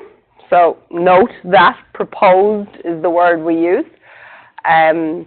And when we're describing a house, yeah, you're right, we probably would put the number of bedrooms as a really easy way to describe a house. A 3-bedroom house, 4-bedroom house, 2-bedroom house. But we don't usually use the word house. We would put 3-bedroomed dwelling, okay? At lot number, yeah. So I would put 3-bedroom single dwelling at lot number. So it's a single dwelling. That's also really important to note. So do you want to notify? Yes, Sorry? Is green or brown? The site at Zuccoli is, I would actually put that as subdivided land. Yeah? Because it's not a greenfield site anymore. It's been developed with the services and roads and, yeah, so I would put new subdivision. And you could put Zuccoli Aspire as it's Zuccoli Aspire. Yeah? Nearly forgot the name of Zuccoli Aspire there. I had to think of the song.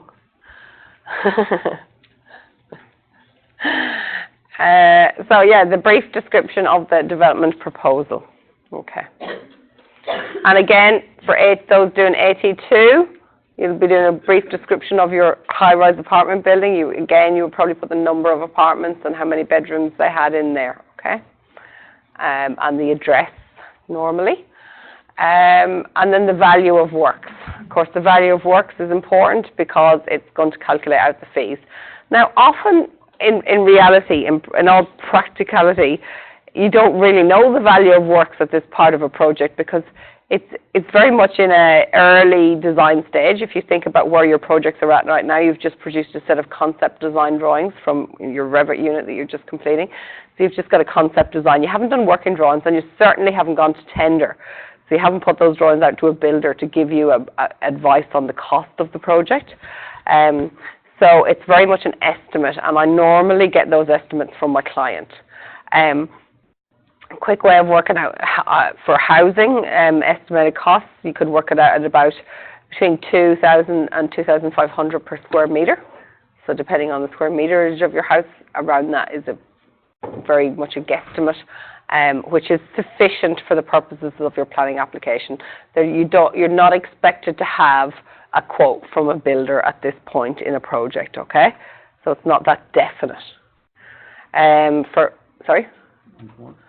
So you're not expected to have had quotes or tenders from your builder, so you don't know exactly how much the building is going to cost, but it's an estimate. So estimates can be based on just the square metre rate, general square metre rate for the house. But you can't really underestimate by, because obviously the fees, some of the fees are based on, 250 to 1 million. Now, if I thought my project was going to come in around 1 million, of course I'm going to say it's 950,000, just because I don't want them to have to pay it. Do you remember the fees? If you go over the million, it goes up to the next level. So you can do that. That's okay. But it's and yeah, when we go to see the planner tomorrow, don't tell them I said that. But that's don't hang me. But generally speaking, that's what everybody does. We'll just go down. We'll help our clients out a little bit, but it's only a couple of $100 in the grand scheme of things. It's nothing. So we need to put in the value of works there. All right. The next thing that you will need in your application is called a statement of effect. And this is a report. And this is really where we write it's a short report. And we will be looking lots more at this on Wednesday or tomorrow afternoon and Wednesday. The statement of effect goes through the planning scheme and identifies all the clauses in the planning scheme that apply to your project. And the way I like to do a statement of effect, I like to copy and paste the clause out of the planning scheme, and I'll show you how to know which clauses are applicable to your project this afternoon. And then you write a response to that clause. So the clause might say, maximum height limit for this dwelling is 8.5 metres, okay? And you might write a response to the clause saying, overall height of the building is 7.85 metres. This application is fully compliant. Okay? So it's kind of like you're doing the work for the planner. You're saying, this is what I need to comply with. This is my response. Okay? That's what it's about. Now, as our buildings become more complex, so do the clauses in the planning scheme, and there can be lots of different parts to them. And sometimes it's hard to identify which parts of clauses are actually applicable and which aren't, but we'll work through that over the next couple of weeks. But that's what the statement of effect is all about. It's your response to the planning scheme as a written Word document. Okay? And then, of course, the final part, or what I would say would be the most important part, are your dimensioned plans. And tomorrow and this afternoon we'll look at specifically what information do you need to show on your plans for the planner. The planner is not going to try and build your house, so they don't need a set of working drawings. But they do need a set of drawings that shows very specific information that they want to be able to assess your application. So we'll be looking more at that as well. So what I really like you to do now, and as part of your submission as well, will be, can you complete a checklist of what you need to prepare a successful application? What are the documents you need? We can do it together. Before we do that, we'll go to the end, then just review and lodge. So you got your friendly name, you got your land information, you got your applicant information, and then you got your development application, and then you just simply lodge application. And that's your application lodged. Now, as soon as you lodge and as soon as they check that each of those pieces of documentation are there, then they fully accept your application. So this doesn't mean it's accepted, this means it's been lodged. When it's accepted, they will send you a letter. And what are the things that they're going to tell you in the letter they send? Any ideas? Huh? No ideas? So they're going to tell you A, about your advertising, and B, they're going to tell you how much fees you owe. Okay? Your application is on hold and not being processed until the fees are paid. Okay? So they're not looking at it, they're not doing it. All they've done is they've taken it in online, they've check. Yes, they've got all those documents. Now pay the fee. And then the process begins. Not until the fee is paid. So generally speaking, you can get your clients to pay. You can pay with credit card online when that happens. Some clients don't mind giving you credit card details, others don't. I actually don't like taking credit card details at all, but sometimes they can. But the other process is that the applicant themselves, and I often send my applicants into the office themselves, and they can pay with their FPOS card, or they can pay with a cheque, or they can pay with cash if they want to, at the desk at Energy House where we're going tomorrow. I try, and the company I worked for, and all the companies I've worked for, had tried to avoid paying fees on behalf of the client. It's usually better if the client pays the department directly. For a number of reasons, you get a lot of clients who don't pay the bills if their application is unsuccessful. So this is a good way of making sure that at least the fees are paid directly. And I advise you guys, if you're working for yourselves or anyone else, to always have your clients pay any fees directly to the departments that they're paying the fees to. The other thing is, I think, and I'm not all over this, but the office manager used to hate it if we paid fees, because seemingly it messes up the company's tax system, something terrible, because it's, you know, it gets seen as a fee from the client to the company as income coming in, but it's actually not income, because it's actually something that goes straight back out again as a fee, and seemingly that used to mess up their whole account system. So always best if, when we talked about your contract of engagement with your clients, that if somewhere in your contract it says all fees for planning and or building certification are paid directly to government departments. So you can do all this bit online yourself and then get the fees paid in the coming days after the lodgement. All right. So let's look at a checklist then.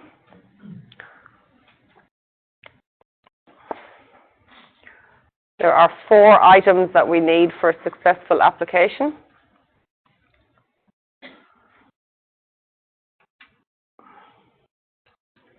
Can anyone tell me the first one? We'll write them up, and then I need you guys to create a checklist so that when you're lodging applications, you know. And actually, sorry, I need to give you out these notes. I don't have it. No. Well done, David. Number 1.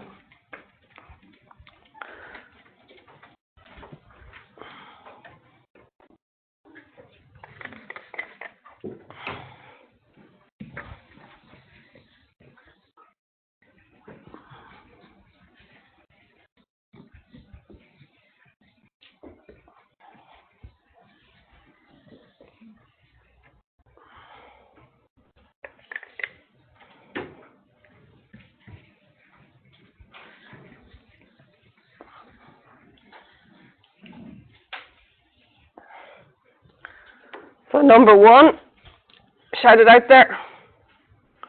Is it like letter consent or? Yeah. Letter.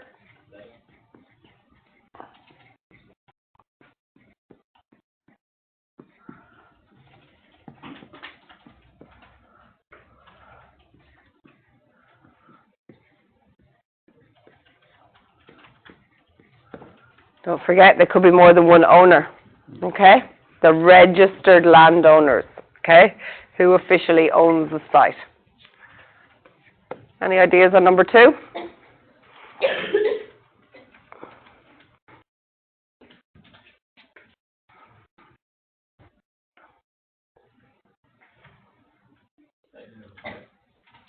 Yep, your statement of effect.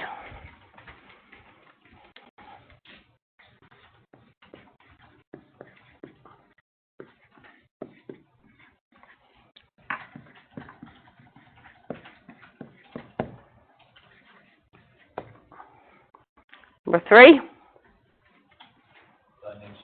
Dimension plan. You reading off your checklist. No, I did go through the assessment thing. Freaked out and I thought I was behind. I was going to say dimension plans.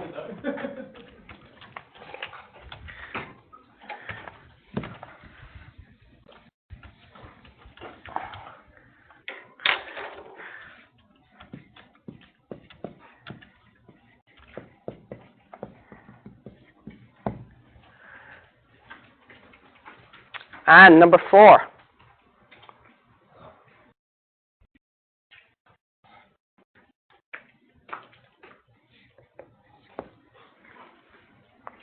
Come on, what is it?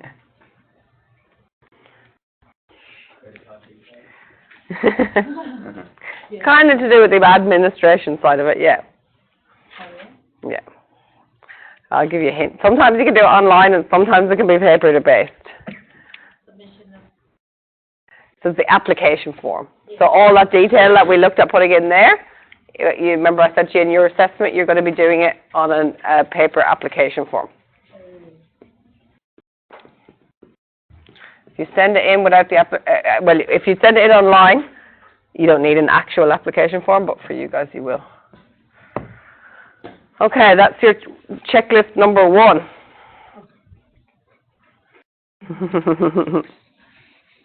That is the suite of documents you're going to need to have a complete application.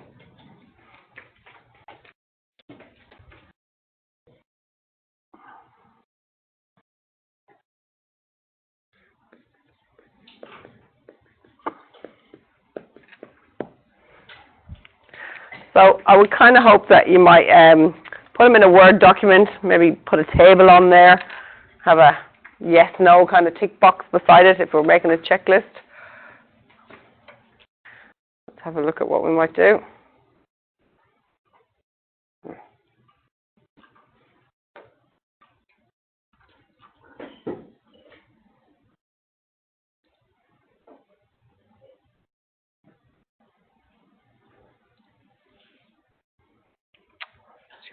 Tell me it's unlicensed.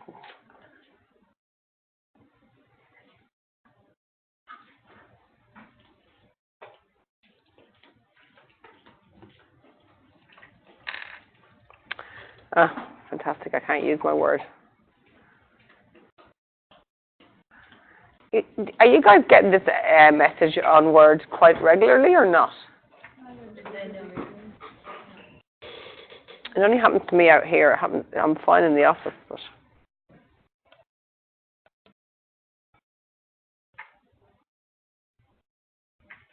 Anyway, you know how to make a table in Word and make a little bit of a checklist there.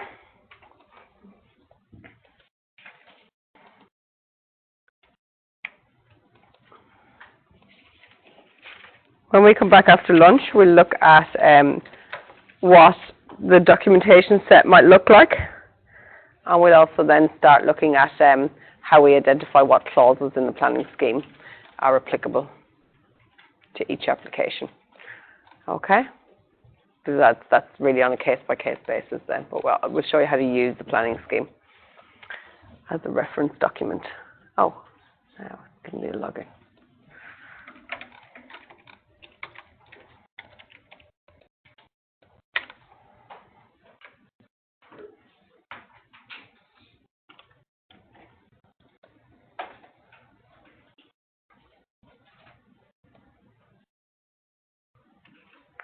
Okay, I'm not going to start anything else before lunch break. Have a lunch break, and we'll see you in the afternoon, and we'll go through the rest of it. Feel free to use some time to browse through those websites a bit further, and I'll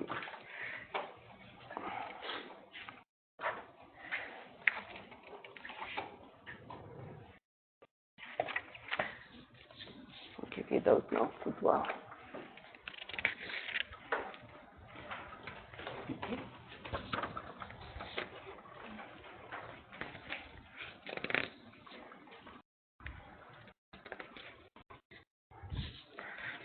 How are you going with that, Sharon? All right.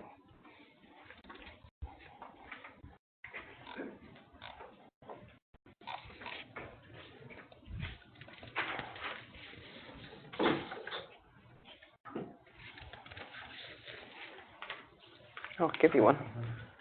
I'll give you one.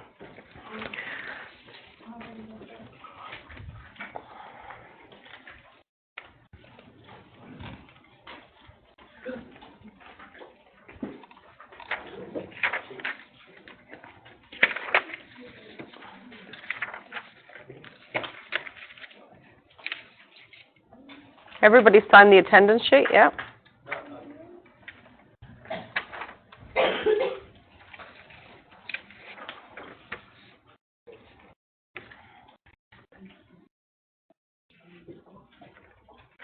This is the calendar for the DCA meetings dates for the rest of this year. It's available on the website also, but I'll just leave it up the front here. You can come and have a look at it if you want.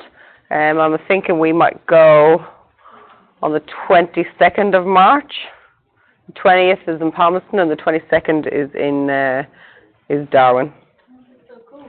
Yeah, so we'll go and get to see it in action. Didn't see all the people walk in and be like, Yeah. oh shit. Like, It is. what are they going to inject on board? Yeah, I know. Yeah, all the applicants absolutely bricking it. So, why is there so many people here? Oh. You mean, so we're going to go and attend like a meeting where they discuss all the... Yes. Yeah. Not that, I thought your sort of thing, we had to take hours to get... No.